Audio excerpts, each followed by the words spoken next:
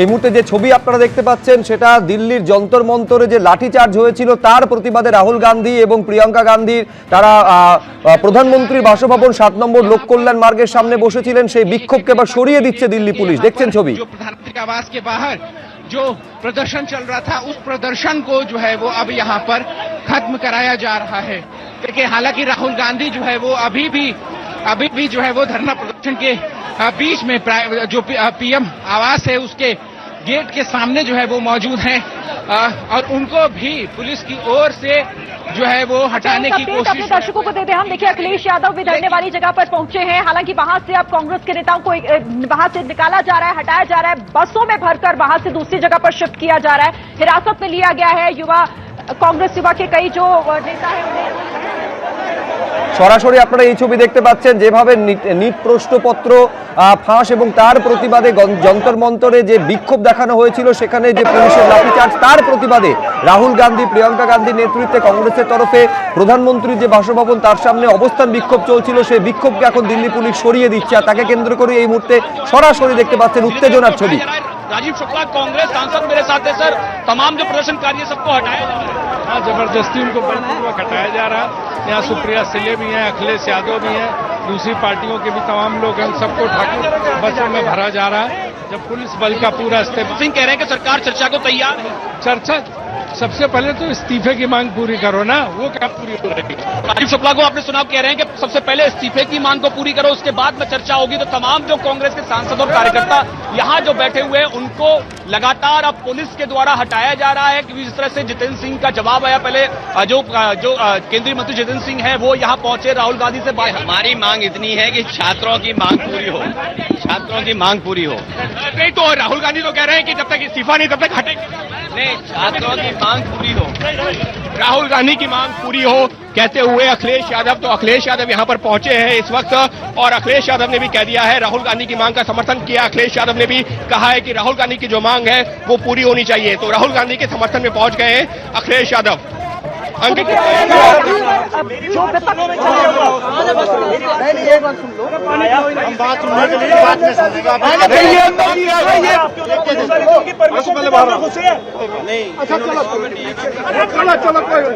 को सर ये दिक्कत है कि एक स्टूडेंट को क्यों मारा जा रहा है? मैं तो मैं दिल्ली यूनिवर्सिटी का स्टूडेंट हूँ, मेरे को गले से पकड़कर मार रहे हैं, मेरे को गले से पकड़कर मार रहे हैं। भी नहीं है, इनकी वर्दी भी नहीं है,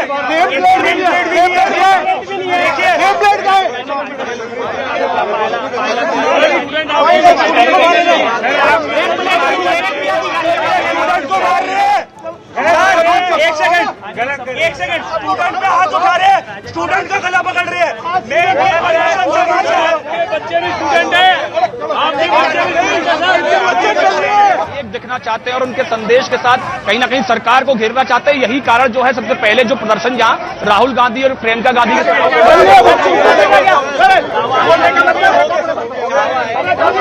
सिले हों सब यहां पहुंचे और यहां प्रदर्शन में शामिल हुआ। मेरे पीछे आप देख सकते हैं कि तमाम जो सांसद हैं सभी दलों के उनको यहां से हटाया जा रहा है। एक एक करके पुलिस जो है और पैरामिलिट्री फोर्सेस के जवान हैं सबको यहां से हटा के आप गाड़ियों में देख सकते हैं कि तमाम जो कार्यकर्ता भी हैं कांग्रेस के उन सबको उठाकर यहां से गाड़ियों में बिठाया जा रहा है और यहां से एक एक करके गाड़ियों को हटाया जा रहा है। यानी कि जिस तरह से अब जो है लगातार जब प्रधानमंत्री आवास के बाहर जो प्रदर्शन चल रहा था अब पुलिस जो है उन पर एक्शन करने लगी क्योंकि ये संवेदनशील इलाका है, प्रधानमंत्री का घर है। तो ऐसे में यहाँ बहुत देर तक सिक्योरिटी को थ्रेट को एक बनाकर नहीं रखा जा सकता। यहाँ ये जो है बहुत देर तक प्रदर्शन नहीं करने दे सकते क्योंकि यहाँ इस पूरे एरिया में प्रदर्शन की अनुमति नहीं होती। तो ऐसे में जो है कांग्रेस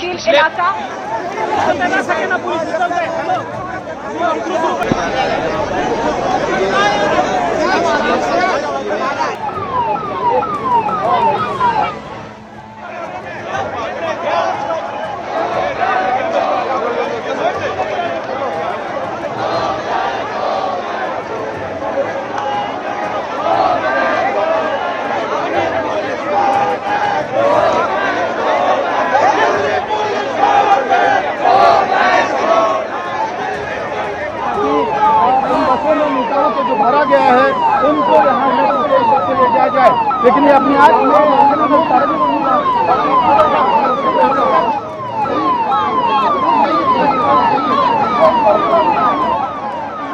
দেখতে পাচ্ছেন যে ছবি আপনারা দেখছেন, প্রায় 4 ঘন্টা ধরে এই অবস্থান চলছিল প্রধানমন্ত্রীর বাসভবনের সামনে, যেখানে রাহুল গান্ধী, প্রিয়াঙ্কা গান্ধী, এই ছবি সরাসরি দেখতে পাচ্ছেন তাদের রাহুল গান্ধীকে যারা অবস্থান করছিলেন তাদের সেখান থেকে সরিয়ে নিয়ে যাওয়া হচ্ছে এবং তাকে কেন্দ্র করে এই মুহূর্তে আরেকটা উত্তেজনার ছবি।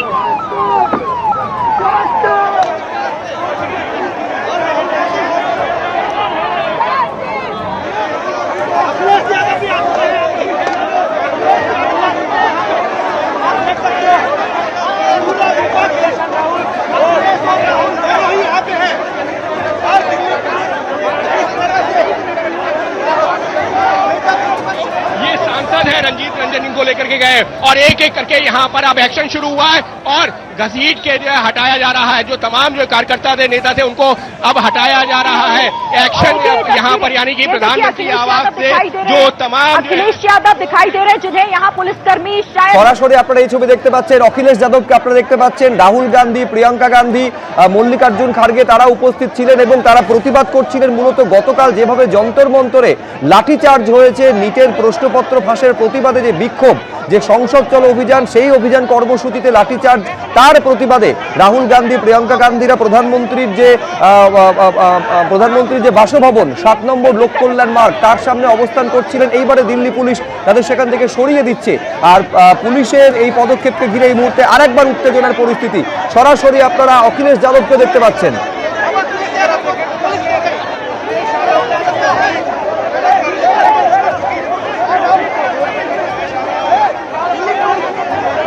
সম্ভবত বিক্ষোভকারীরা বসে পড়েছেন, তারা সেখান থেকে উঠবেন না, সেখান থেকে পুলিশ তাদের এবার সরাচ্ছে।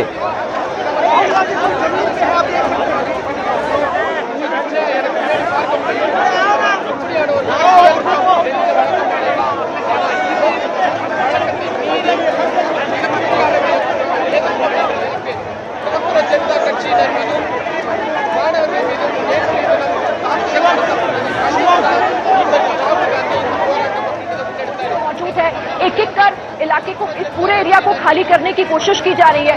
अखिलेश यादव भी यहाँ थोड़ी देर पहले जब पहुंचे तो उन्होंने कहा कि हमारी एक ही मांग है कि छात्रों की मांगों को माना जाए और यही मांग लेकर वो यहाँ पर पहुंचे हैं और सीधा धरने বলে এটা বুঝতে পারছেন এই মুহূর্তে হচ্ছে প্রধানমন্ত্রীর বাসভবনের বাইরের এটা হচ্ছে ছবি, যারা বিক্ষোভ দেখাচ্ছিলেন তাদের এবার সরিয়ে দিচ্ছে সেখান থেকে পুলিশ। আমি দ্রুত প্রত্যেক অতিথির কাছে প্রতিক্রিয়ার জন্য আসবো। শুরুতে মিতা চক্রবর্তী। দেখুন, গত 10 বছরে 152 বার বিভিন্ন মেইন স্ট্রিম পরীক্ষার প্রশ্নপত্র ফাঁস হয়ে গেছে এবং পরীক্ষার বাতিল হয়েছে। আজকে যখন আমরা দেখছি যে দেশে ইউথদের মধ্যে বেকারত্বর হার এত বেশি, অনেক জায়গায় সরকারি কর্মস্থানে আমরা নিয়োগের পার্সেন্টেজ কম হচ্ছে দেখছি, পরীক্ষা বাতিল হয়ে যাচ্ছে, নিজের মতো একটা গুরুত্বপূর্ণ পরীক্ষার যখন প্রশ্নপত্র ফাঁস হয়ে যায় তখন শুধুমাত্র সেই ছাত্র বা ছাত্রী সাফার করে না, তাদের পরিবারের মানুষরা যারা অনেক সময় নিজের সামর্থ্যর বাইরে গিয়ে তাদের ছেলে মেয়েদের সন্তানদের কথা ভেবে, তাদের সন্তানদের ভবিষ্যতের কথা ভেবে অনেক আত্মত্যাগ করে, তাদেরও কিন্তু অত্যন্ত বেশি হয়রানি হয়। আজকে যখন একটি অত্যন্ত ভ্যালিড ইস্যু নিয়ে ছাত্রছাত্রীরা তারা রাস্তায় নেমে প্রতিবাদ করছে, কোনো পলিটিক্যাল কালার নেই, কিন্তু এই ককরোচ জনতা পার্টি কিন্তু কোনো পলিটিক্যাল পার্টি দ্বারা স্পন্সার্ড নয়, কিন্তু যখন তারা একটা খুব ভ্যালিড ইস্যু নিয়ে এডুকেশন মিনিস্টার ধর্মেন্দ্র প্রধানের রেজিগনেশনের দাবি করছে, তখন তাদের উপরে যেভাবে ব্রুটাল পুলিশ ফোর্স কালকে ইউজ হয়েছে সেটা অত্যন্ত নক্কারজনক। এবং আজকে আমাদের যে 5টা দাবি আছে তার মধ্যে একটা দাবি এটাও যে হোম মিনিস্ট্রির ইনস্ট্রাকশনে এই ব্রুটাল পুলিশ ফোর্স ইউজ হয়েছে, তার একটা সঠিক তদন্ত হোক। কেন এইভাবে পুলিশ ফোর্স ইউজ? ওরা কি টেররিস্ট? ওরা তো ছাত্রছাত্রী যারা নিজেদের ভবিষ্যৎ নিয়ে চিন্তিত, তাদের নিজেদের শিক্ষা ব্যবস্থা নিয়ে চিন্তিত, তাদের কর্মসংস্থান নিয়ে চিন্তিত, তাদের সাথে এঙ্গেজ করা ছাড়া আপনি এইভাবে তাদেরকে মারছেন? ওরা তো টেররিস্ট নয়, ওরা তো অ্যান্টি ন্যাশনাল। নিঃসন্দেহে আমি বলছি সায়ন্তনদা এখানে রয়েছেন, তার উত্তর দেবেন, কিন্তু তার আগে আমি এইখানে দর্শকদের দেখাতে চাইবো যে কিরেন রিজিজু তিনি আজকে বলছেন যে প্রধানমন্ত্রী কি কথা বলেছেন, এই যাবতীয় যা কিছু নিটের প্রশ্নপত্র ফাঁস নিয়ে হচ্ছে তা নিয়ে প্রধানমন্ত্রী কি বলেছেন সেটা কিরেন রিজিজু আজকে জানিয়েছেন। প্রধানমন্ত্রী বলেছেন যে 13 জনকে গ্রেফতার করা হয়েছে, ধৃতদের বিরুদ্ধে কড়া ব্যবস্থা দেওয়ার আশ্বাস প্রধানমন্ত্রী দিয়েছেন। এই নিয়ে কি বললেন কিরেন রিজিজু, দেখুন একবার। नीट के एग्जाम के बारे में आदरणीय प्रधानमंत्री जी ने कहा है कि जब पेपर लीक का खबर आए तुरंत सरकार ने कार्रवाई किया और 13 लोगों को अरेस्ट करके जेल में डाल दिया गया है। री एग्जामिनेशन नीट का प्राथमिकता दिया गया। दोबारा इस तरह का पेपर लीक ना हो, इसके लिए सख्ती से कदम जो उठाया गया है। जिन्होंने पेपर लीक धंधे में जो लिप्त है, जो लोग दोषी पाए गए हैं, जिसको अरेस्ट किया गया है, उसको जेल में डाल करके प्रधानमंत्री जी ने अपील भी किया है कि उनका जो सजा है उसको सख्ती से सख्ती सजा कैसे दिया जाए, उसमें सारा टॉप क्लास के वकील लोग भी साथ दें और आगे पेपर लीक नहीं होने के लिए सख्ती से जो कदम उठाया गया है उसके बारे में भी प्रधानमंत्री जी ने जानकारी दिया कि सरकार को कोई आपत्ति नहीं है। सरकार तैयार है संसद में चर्चा करने के लिए, नीट को लेकर के भी, उसके साथ संबंधित विषयों को लेकर के भी, जो आंदोलन है उसको लेकर के भी। हमने जब ये बात वहीं पर राहुल गांधी जी के आगे दोबारा रखी तो बोले कि साहब मुझे तो शिक्षा मंत्री का इस्तीफा भी चाहिए। तो हमने कहा साहब अभी कुछ ही क्षण पहले आपसे बार बार जब पूछा गया कि आपका क्या मुतालबा है तो आपने ये कहा था कि अगर मुझे ये आश्वासन दिया जाए कि संसद में कांग्रेस पार्टी को भारत सरकार चर्चा करने देगी या करने के लिए तैयार है तो मैं तुरंत ये धरना समाप्त कर दूंगा।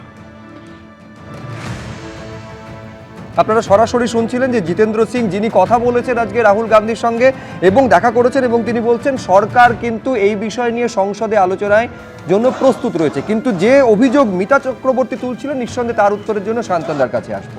না দেখুন, যে প্রশ্নটা উঠছে যে কোনো পলিটিক্যাল পার্টি মুভমেন্ট করেনি, সেটাই তো চিন্তার। কারা করছে মুভমেন্ট? পলিটিক্যাল পার্টি যদি মুভমেন্ট করে, যেমন আজকের মুভমেন্ট একটা পলিটিক্যাল পার্টি করছে, তার একজন নির্দিষ্ট নেতা আছেন, কোনো ঘটনা ঘটলে তাকে ধরা যাবে, তার সঙ্গে কথা বলা যাবে, তাকে প্রশ্ন করা যাবে। গতকালের যে মুভমেন্ট হয়েছে, একজন শুনলাম বস্টন না আমেরিকায় কোথায় থাকেন, কি ককরোচ পার্টি, কেউ বলছেন আরশোলা পার্টি, আমি জানি না তারা কারা। এগুলো তো নিশ্চয়ই ইন্টেলিজেন্সের কাছে রিপোর্ট আছে এবং সেই অনুসারে ওখানে যন্তর মন্তরে অনুমতিও দেওয়া হয়েছিল। কিন্তু তাও কারা ওখানে গিয়ে সমস্যা তৈরি করলো, কেন করলো? তারা জোর করে পার্লামেন্টে ঢুকতে গেল। কি নেপাল বানিয়ে দেবেন নাকি দেশটাকে? জোর করে পার্লামেন্ট দখল করে নেব? হ্যাঁ, কিন্তু আমি বলছি সেই ককরোচ জনতা পার্টির দুজন প্রতিনিধির সঙ্গে জেপি নাড্ডা কথা বলেছেন, তাদের দাবি ওটাই তো চিন্তা। যখন কথা বলছে ভারত সরকার, ঠিক তখনই গন্ডগোলগুলো পাকাচ্ছে। তার মানে কি ওটা কোনো নিয়ন্ত্রণে ছিল না? কিছু আরবান নকশাল থাকতে পারে, যেটা ইন্টেলিজেন্সের রিপোর্ট আছে যে আরবান নকশালরাই মুভমেন্টের সঙ্গে যুক্ত থাকতে পারে। যেহেতু সারা দেশে মাওবাদ শেষ হয়ে গেল, গ্রামে জঙ্গলে আর মাওবাদ নেই, মাওবাদ পশ্চিমবঙ্গ থেকে, ভারতবর্ষ থেকে সমাপ্ত হয়েছে। তার জন্য এখন এইভাবে নানাভাবে ব্যাকডোর, যখন বলেছেন আমি বলিনি, যখন বলেছেন আপনি অসভ্যতা করবেন না, যখন বলেছেন আমি বলিনি আপনি অসভ্যতা করবেন না, যখন অসভ্যতা করবেন না, আমি যখন বলছি তখন বলতে দিন। শিখুন, এগুলো নতুন রাজনীতিতে আসছেন, এগুলো শিখুন। যখন না দয়া করে বলবেন না, আমি যখন বলছি না তো আমি বলতে দেবো না। 152 বার হোক আর 1052 বার হোক, কি সমস্যা ছিল? কথা বলছিলেন কেন্দ্রীয় মন্ত্রীর সঙ্গে, তখন এই সমস্যা তৈরি করেছেন। তার স্বাভাবিকভাবেই পুলিশ লাঠিচার্জ করেছে। 21শে জুলাইয়ের মতো গুলি চালায়নি। আমরা যখন আন্দোলন করেছি মনমোহন সিং সরকারের আমলে জল কামান চলেছে, কাঁদানে গ্যাস চলেছে। আমি এখানে কৃষাণু মিত্রর কাছে আসবো। সরকার তাদের মনোভাব স্পষ্ট করে দিচ্ছে কৃষাণুদা। এক হচ্ছে যে পেপার লিককে পাপ বলছেন দেশের প্রধানমন্ত্রী এবং যারা করেছেন তাদের কঠিন সাজা হওয়া দরকার বলছেন প্রধানমন্ত্রী। এবং কিছুক্ষণ আগে শুনলেন জিতেন্দ্র সিং, তিনি বলছেন সরকার সংসদে আলোচনার জন্য প্রস্তুত।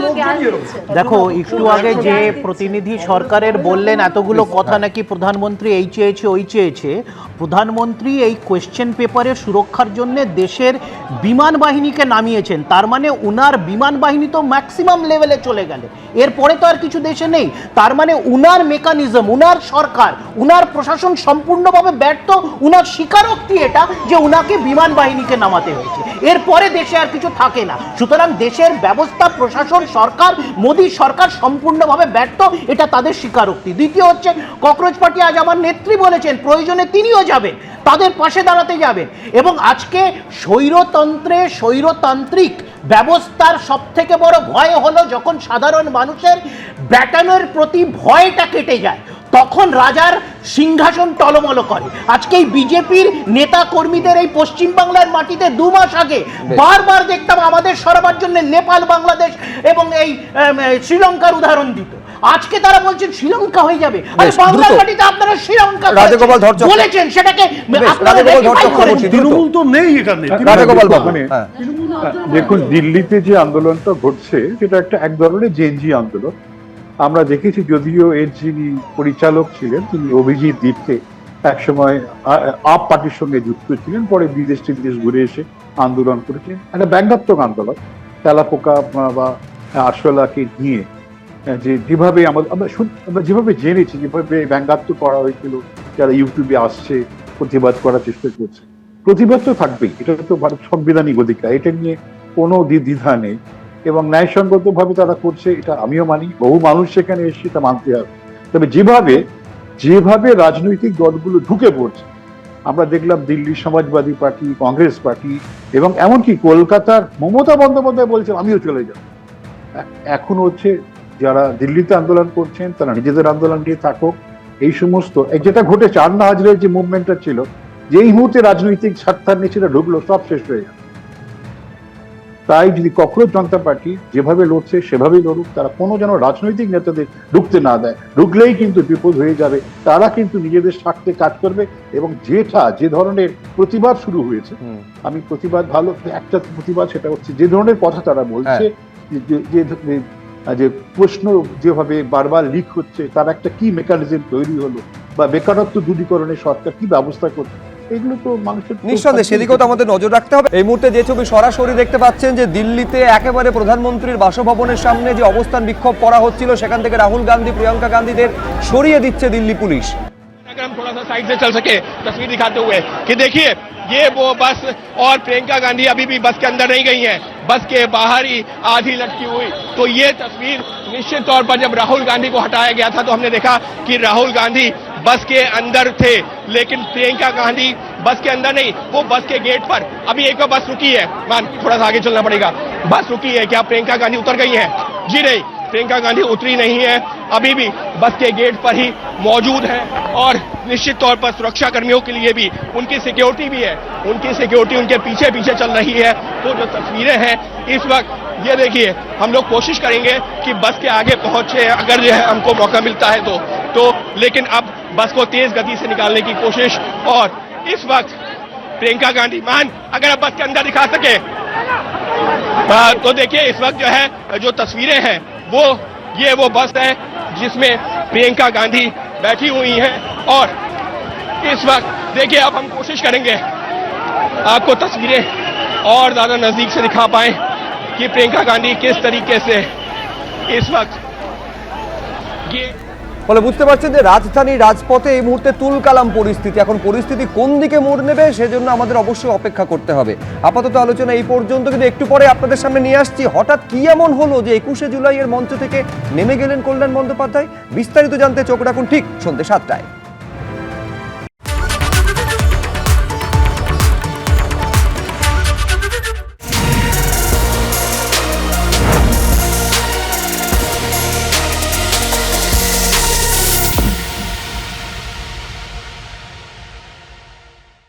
এবিপি আনন্দ, এগিয়ে থাকে, এগিয়ে রাখে।